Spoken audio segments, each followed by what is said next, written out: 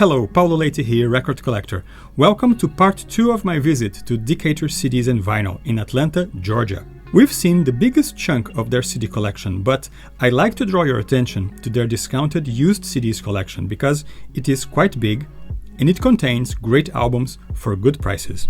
It is located on this area right here close to the door. It's impossible to miss. The vast majority goes for $5 and some for $6, which I think is a fair price. You can get few titles and still spend less than the price of a vinyl record. And we strike gold.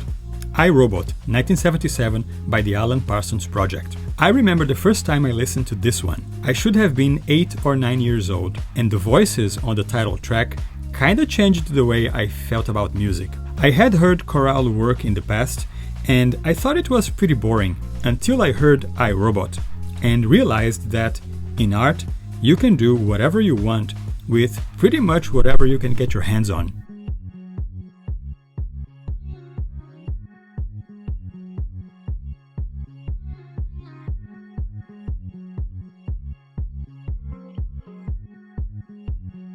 Picking Up the Pieces, 1969 by Poco. This was their debut album and I love it. Great songs here, and I've always enjoyed their sound. It's classified as country rock, but I think they are more. And this is one way you recognize a great band. They are not just what people tell you. You listen and you recognize there is more than just tropes.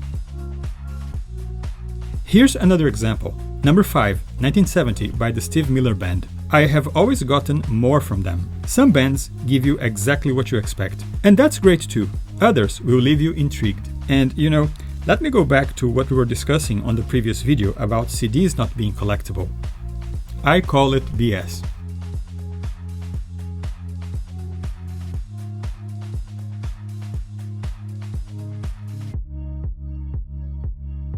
Street Survivors, 1977 by Lynyrd Skynyrd, classic album. Also, Gold and Platinum, 1979. There is also this version on a slimmer jewel case containing the same 2 CDs. This was their second compilation released in 1979.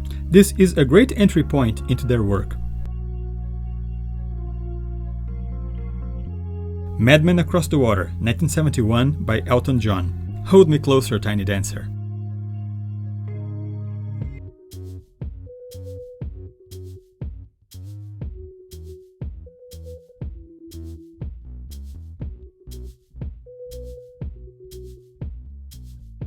Remasters, 1990 by Led Zeppelin, for $15. The big square box seems to be missing. Still a great buy.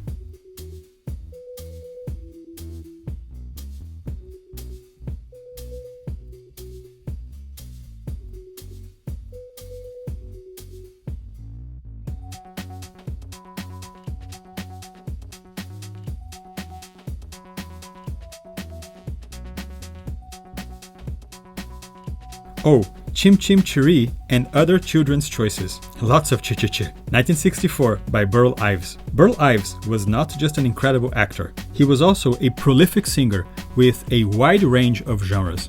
He did several albums for kids and, Sister Woman, they were all beautifully produced. Terrapin Station, 1977 by the Grateful Dead. This album divided a lot of people, but I love the Terrapin Suite. I'm not into their disco.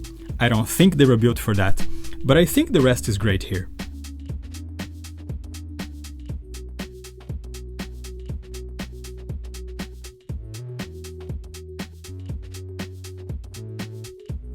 Candy O, 1979 by The Cars. Beautiful second album, post-disco new wave at its best. Slow Hand, 1977 by Eric Clapton.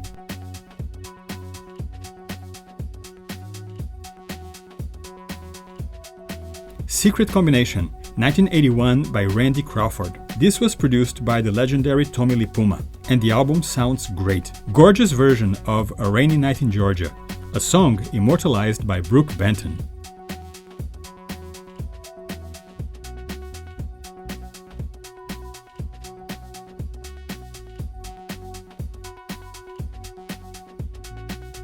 It's a Peach, 1972 by the Allman Brothers Band. Part studio, part live. Something that was fairly common back in the 70s. Originally, Mountain Jam, clocking at over 33 minutes, was spread across sides 2 and 4. On the CD, it's just one single track, obviously. And it is great to be able to listen to it from beginning to end. The Low Spark of High-Heeled Boys, 1971 by Traffic. I think this album needs being rediscovered. It is so good.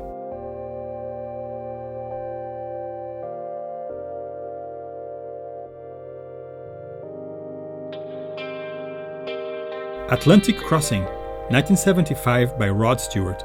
Another beautiful album. Tons of great songs here. I'm having a great time here at Decatur CDs and Vinyl, and on the next video we're going to attack their vinyl collection. It's coming right next. If you enjoyed this video, please give it a like and subscribe to my channel. There's more great content coming soon. Thank you.